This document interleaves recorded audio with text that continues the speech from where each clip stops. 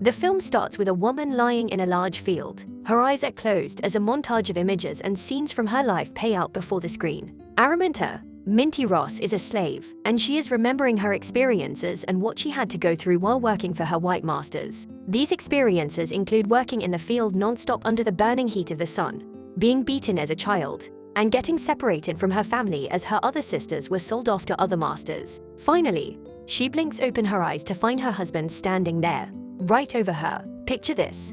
It's 1849. Smack dab in the heart of Bucktown, Maryland, a place where slavery hangs heavy in the air. Minty and John Tubman, fresh off their wedding, are dreaming big. They're itching to start a family.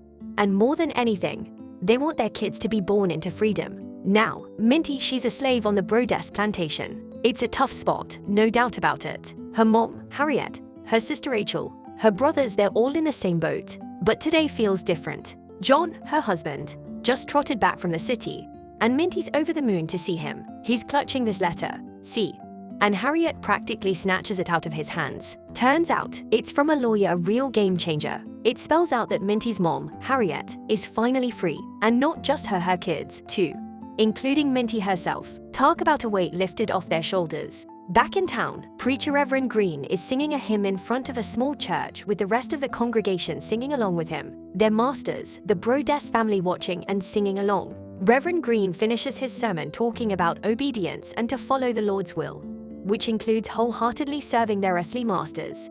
Pertaining to the Brodess family, oh heck no. We got an Uncle Ruckus in the house. When everyone is gone, Ben, Minty's father, a freedman, asks to speak with the farm owner, Edward Brodess. He reminds Brodess that his wife Harriet is now 57 years old when she should have been free when she turned 45. Instead, she is still working in the plantation as a slave. Ben then hands Brodess the letter, and Minty tells him how she would like to have a family with John and for their children to be free. Brodess reads the letter but angrily tears it up, telling them that they have no right to demand things from him. Harriet screams and cries in distress while Minty runs toward the forest. In her despair, Minty falls on the ground and prays for God to kill Brodess. While she's crying, Brodess' adult son Gideon approaches her and hears her prayers. He reprimands her, and when she tries to fight back, he slaps her across the face and tells her to come back home to work. Not long after, Edward Brodess dies, and Gideon, now the head of the family, immediately puts Minty up for sale, putting up posters himself. Minty, who suffers strange visions and vivid dreams since being struck in the head as a girl, is constantly bombarded with visions of the past. Recently, she has been getting visions of herself escaping to freedom. She describes these scenes as visions from God and decides to escape. While working in the field, Minty sees one of their masters approaching and is struck with panic that she might be sold off soon. Suddenly, she decides to run and find John. She hurriedly tells him that she's running away, and he decides to accompany her. Minty tells John to wait by the gate and keep watch as she says goodbye to her mother. Back at the field, one of the masters notices that Minty is gone from her post and goes to look for her. Minty says goodbye to her mother and runs toward their house to prepare for escape. She then decides to leave John behind, fearing that he would lose his freedom if he's caught running away with her. John waits by the gate until nighttime but decides to leave when he realizes that Minty is not coming for him as she promised. As he turns to leave, he is met by Gideon, who asks why he's there. He lies and tells him that he's there to see his wife, as Gideon is informed of Minty's disappearance. This prompts Gideon to strike John. Minty meets with her father, who tells her to go to Reverend Green for help with her journey.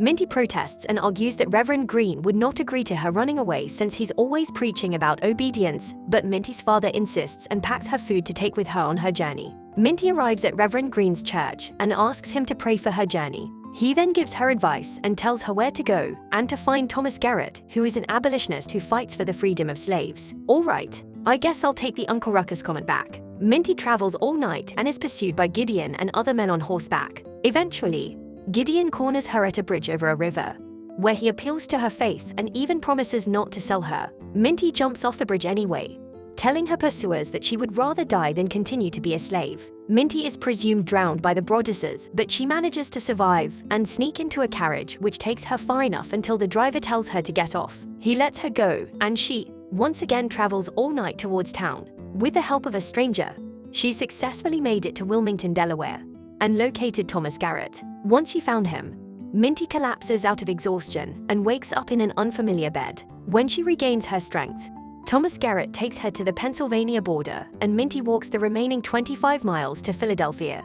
where she meets William Still, chairman of the Pennsylvania Anti-Slavery Society. William encourages her to take a new name to mark her freedom, and she chooses Harriet after her mother and Tubman after her husband. After telling William her story, he takes her to Marie Buchanan's place, where she is offered free lodging. Marie is the daughter of a freed slave who was born free and is now the owner of a boarding house. Minty is momentarily thrown off by Marie's lifestyle as a freedman, but later adjusts and starts working for her, helping around the boarding house, cleaning and changing the sheets, this time with pay. After living a year in Philadelphia, Minty's longing for her family grows more and more each day. Unable to take the burden any longer, Minty begs William to assist in bringing her family over. He tells her that helping slaves has become harder recently. They argue, but William persists and Minty leaves, having already made the decision to save her family. Refusing to give up, Minty asks Maria to help her. Soon enough, Minty is boarding a train to Maryland, carrying fake documents and pretending to be someone else. She successfully makes it to John's home only to find that he has remarried and is expecting a child. Having nowhere else to go,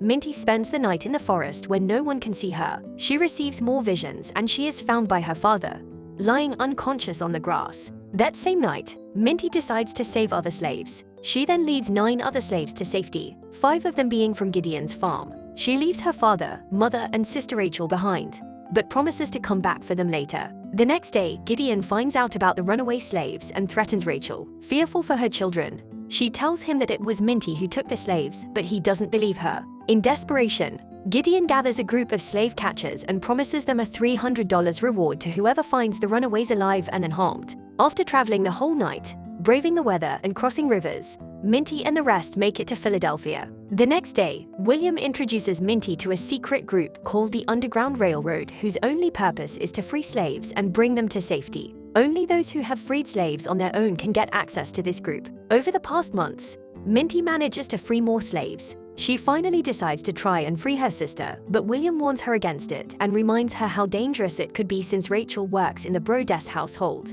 Minty persists and takes journeys to get her sister. Back in Maryland, Minty waits until nighttime to contact Rachel. When she gets to her window, she discreetly calls Rachel and they reunite. Minty tries to convince Rachel to run away, but she declines, saying that she cannot leave her children behind. It turns out that Gideon has sold her children, and she hopes one day to be told where they are. Minty leaves alone but finds an unlikely ally in Walter, who previously worked for Gideon to track down runaway slaves. He tells Minty that he hopes to atone for his past actions by helping her. They barely escape from their pursuers. A few months later, the Fugitive Slave Act passes, which allows masters to go after escaped slaves and bring them back to slave states. Minty manages to escape after watching Marie being unalived at the hands of Gideon and another slave catcher. Minty then flees to Canada with help from her friends from the Underground Railroad. Minty finds out about her sister's death and receives a vision that her father is in imminent danger.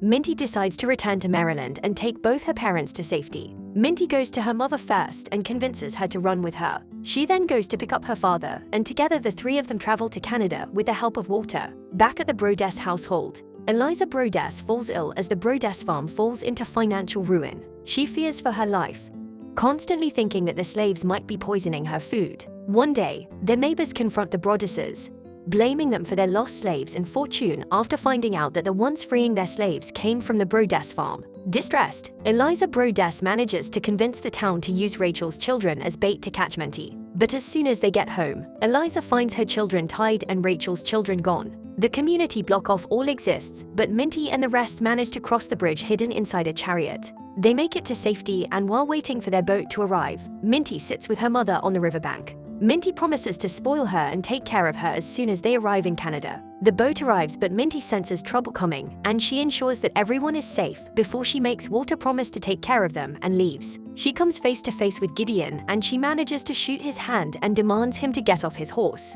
Gideon reminds her that he still owns her even with a gun in her hand, and she tells him that she was never anyone else's property. She threatens to shoot him, but she aims for a tree instead and tells him that God did not make people to own other people. She takes his horse and rides away, leaving him in the forest. In Canada, Minty's parents now live peacefully as freedmen, while Minty continues her work of freeing slaves. During the Civil War, Minty, now Harriet Tubman, leads an armed expedition of 150 black soldiers in the Combahee River Raid, freeing over 750 slaves. Years later, she would personally free more than 70 slaves, worked as a Union spy during the Civil War, and advocated for women's suffrage. Harriet Tubman died at the approximate age of 91 with the last words, "I go to prepare a place for you." What a moving and hopeful message. I'm glad I watched this one. What did you guys think? Subscribe for more videos like this. Turn on notifications and leave a like. It really helps the channel.